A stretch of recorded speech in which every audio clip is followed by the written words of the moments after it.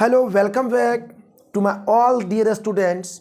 मुझे बहुत खुशी महसूस हो रही है मेरे छोटे छोटे भाई बहनों से जो इतना ज़्यादा प्यार मोहब्बत मुझे मिल रहा है। आप मुझे सुन रहे हैं, मेरे ऑब्जेक्टिव्स, मेरे एक्सप्लेन किए गए ऑब्जेक्टिव्स को आप समझ रहे हैं और मैं आपको विश्वास दिलाता हूं 2025 की परीक्षा में जो आपका इंटरमीडिएट एग्जाम है, ये ऑब्जेक्टिव्स लड़ेंगे और 100% लड़ेंगे। बहुत मेहनत मैं आपके लिए कर रहा हूँ बाबू। आज के इस वीडियो में हम लोग बात करेंगे पोइट्री सेक्शन के लेसन 6। स्टोरी का नाम है द शोल्डर। स्टोरी का नाम है द शोल्डर।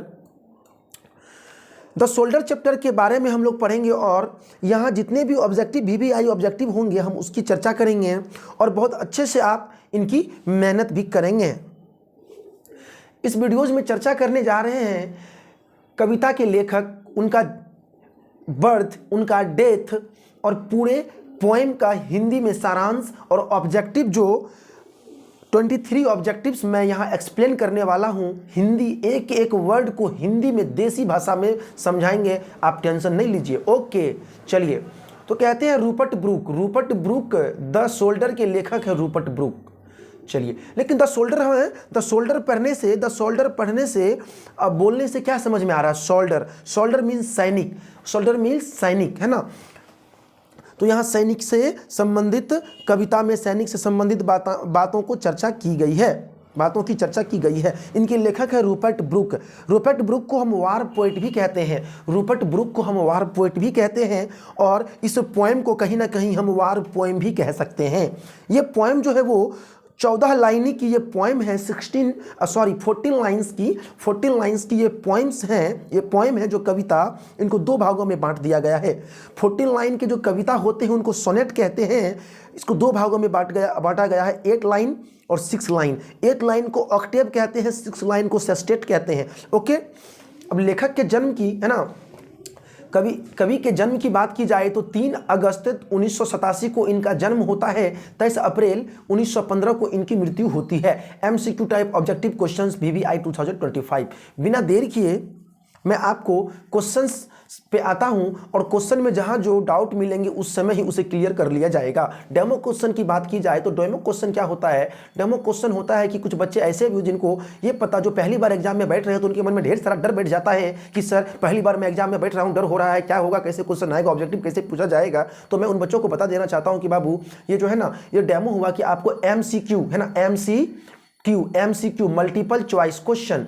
एक क्वेश्चन का 4 गो आंसर दिया गया है। एक क्वेश्चन के 4 आंसर्स दिए गए हैं, लेकिन इसमें से कोई एक ही सही होगा। आपको किसी एक में टिक लगाना है, इसी को कहते हैं मल्टीपल चॉइस क्वेश्चन, है ना। आपके पास एक क्वेश्चन का आंसर जो है ना, आंसर के लिए मल्टीपल चॉइस, ढेर सारी चॉइस आपके पास है, आप किसी एक क्वेश्चन उसमें कर सकते हैं। ओके चलिए, डेमो क्वेश्चन कहते हैं the soldier is a dash poem. The shoulder एक किस प्रकार का कविता है? प्यार का कविता है, प्यार भरी नहीं, हैप्पी खुशी भरा नहीं, प्रकृति से संबंधित तो पिछले चैप्टर में हमने पढ़ा था कविता कल ही।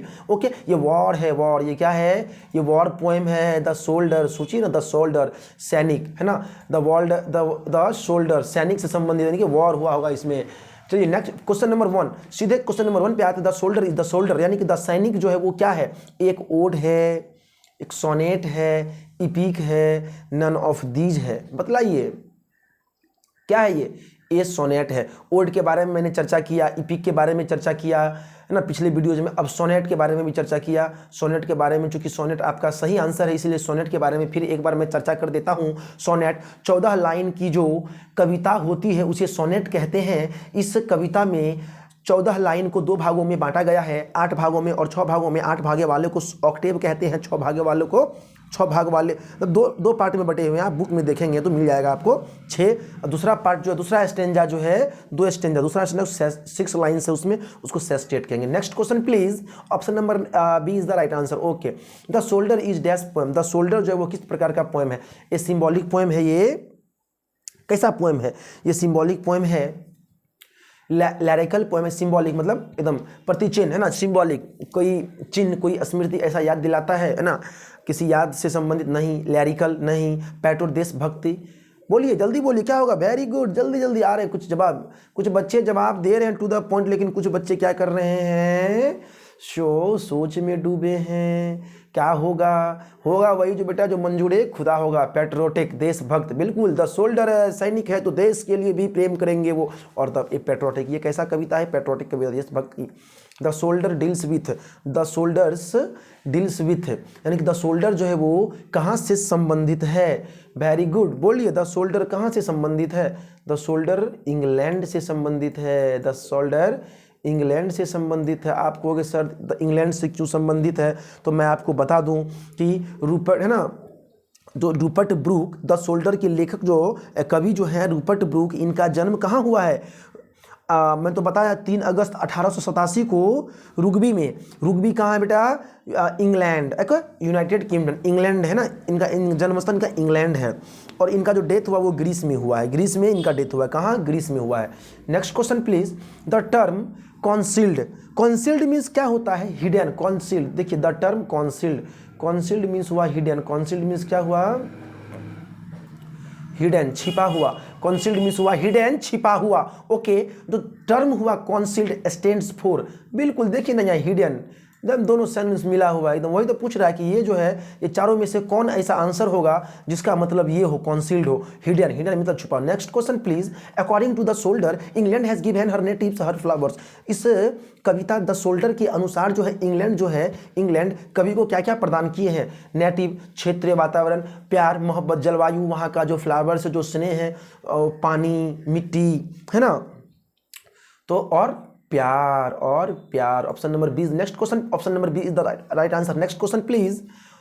Who has compose the poem the soldier? बिना देखे जल्दी बताइए क्या होगा? जल्दी बताइए क्या होगा? नहीं बता सकते हैं आप लोग? क्यों नहीं बता सकते हैं आप लोग? बहुत अच्छी बात नहीं है, खुद से सोचिए। आप बताना किसको? अपने आप को बताना है, किसी को बताने की जरूरत नहीं है। Option number A right. Next question please. Rupert Brooke was born in, Rupert Brooke का जन्म कब हुआ है? ये कोई सोचने वाली बात है, ये कोई बताने वाली बात है? बताओ, कितने बार हम बता चुके हैं कि ऑप्शन नंबर बी। क्या बात है भाई, very good. Option number B is the right answer. Option number B is the right answer. Robert Brooke was born in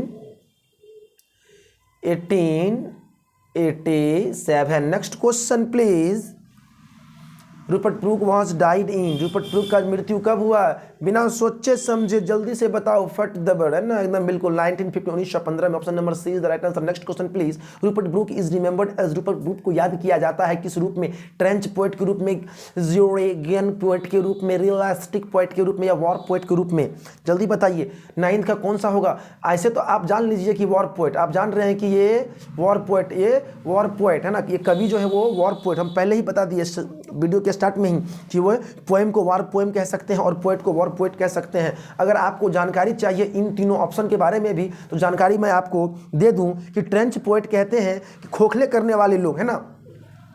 जियोग्रियन poet कहते हैं कि ऐसा 20वीं शताब्दी के पोएट को। रियलिस्टिक पोएट कहते हैं बिल्कुल वास्तविकता को, लेकिन यहाँ पे वॉर पोएट क्योंकि लड़ाई या सोल्डर से संबंधित इसलिए war poet. Option number D is the right answer. Next question please. Brooke inspired patriotism in the dash phase of the first world war. Brooke जो है इंस्पायर्ड किए, किनको इंस्पायर्ड किए, मोटिवेट किए। देखो बाबू यहाँ इंस्पायर्ड किए, रूपर्ट ब्रूक जो है इंस्पायर किए, मोटिवेट किए, किनको ब्रेन वॉश किए? पैट्रियोटिज्म, देशभक्त को।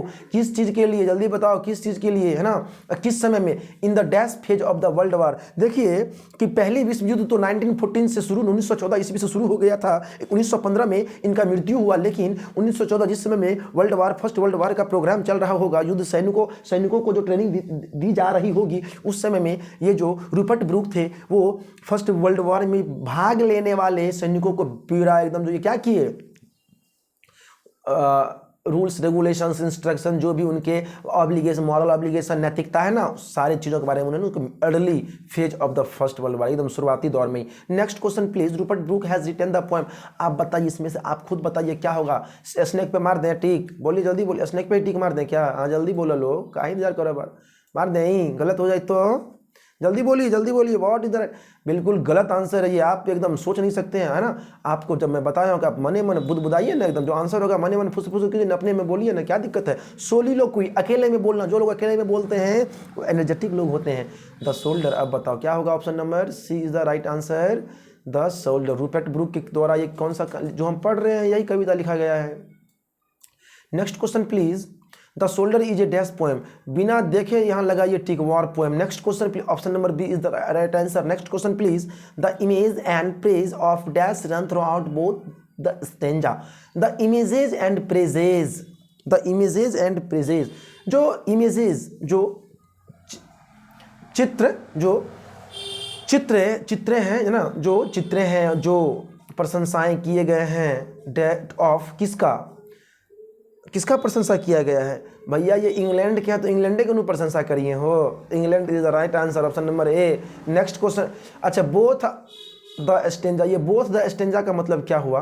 तो मेरी भी तो हम तभी आपको शुरू में बता दिए थे ना हो। बोथ द स्टेंजा का मतलब हुआ कि दोनों स्टेंजा में, इस कविता में 2 स्टेंजा है, एक 8 लाइनें की, एक 6 लाइनें की स्टेंजा है। ओके, 8 लाइनें के स्टेंजा को ऑक्टेव कहते हैं, 6 लाइनें के स्टेंजा को सेस्टेट कहते हैं। Next question please, the place where the soldier would be buried should be treated as the part of death after his death. The place where the soldier would be buried, ऐसा स्थान जहां सैनिकों को दफनाया जाता है, should be treated, उस स्थान को किस प्रकार से treated, उस स्थान को किस प्रकार का महत्वता देना चाहिए? तो कहते हैं उस स्थान को, बिल्कुल लेखक जो कवि जो है वो कवि इस पोएम में कहे हैं, कवि जो है इस पोएम में कहे हैं कि अगर मैं तो इंग्लैंड का हूं, लेकिन युद्ध के दौरान अगर मेरी मृत्यु देश के बाहर भी हो गए, देश के संसार के किसी भी कोना में अगर मेरी मृत्यु हो, तो जिस जगह मुझे दफनाया जाए उस जगह को इंग्लैंड नाम दिया जाए, उस जगह को England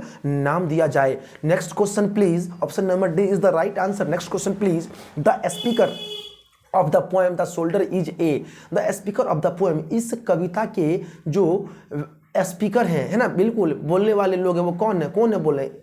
the soldier is a, the speaker of the poem the soldier is a, क्या है? जल्दी बोलिए क्या है, जल्दी बोलिए क्या है? वेरी गुड, स्पीकर तो द सोल्डर ही ना है, यानी कि लेखक खुद ही सैनिक हैं, तब नु कहे हैं कि मैं किसी भी कोने में अगर मर जाऊं तो जहां मुझे दफनाया जाएगा उस स्थान को इंग्लैंड का नाम देना चाहिए। Next question please, the poem dash is a patriotic poem, जो कविता है वो देशभक्ति कविता है। कौन? Song of myself, fire home the soldier, an epitaph. जल्दी बताइए फटाफट, option number C is the right answer. Next question please, Rupert Brooke speaks the girls of in the soldier, Rupert Brooke बोलते हैं, कहते हैं, है ना, in the girls of and dash soldier, क्या कहते हैं गाइज? मतलब किसी खास व्यक्ति के बारे में बात करना। रूपर्ट ब्रूक किसी खास व्यक्ति के बारे में बात करते हैं, रूपर्ट ब्रूक किसी खास व्यक्ति के बारे में बात करते हैं इस कविता में। तो किसके बारे में बात करते हैं? कहाँ? American soldier, French soldier, European soldier, Russian soldier या इंग्लिश सोल्डर, है ना। ओके, जो इंग्लैंड है ना, इनकी मिट्टी, इंग्लैंड का हवा, वायु, वातावरण, इन्वायरमेंट जो भी है, रूपर्ट ब्रूक जो है ना वो इंग्लिश हवा, यानी कि वो अपने वातावरण में बहुत उनको अच्छा लग रहा है, वो सुकून चैन की सांस ले रहे भाई। Next question please next question, the poem dash is a sonnet. अब भाई आ गए, अब तो इस क्वेश्चन की मजे नेक्स्ट क्वेश्चन हमारा जो ये 18 नंबर क्वेश्चन है, कहते the poem dash is a sonnet. जो पोएम है ये कौन सा पोएम? फायर होम ना हो, द सोल्डर में भी हो सकता है, ठीक लगा देखते हैं। कंप्यूटर मास्टर, बिल्कुल सही answer, very good.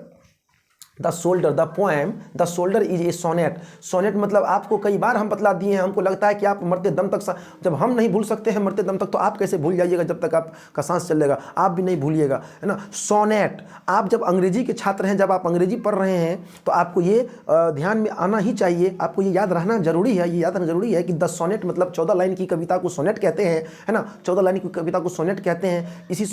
Okay, next question please, option number B is the right answer.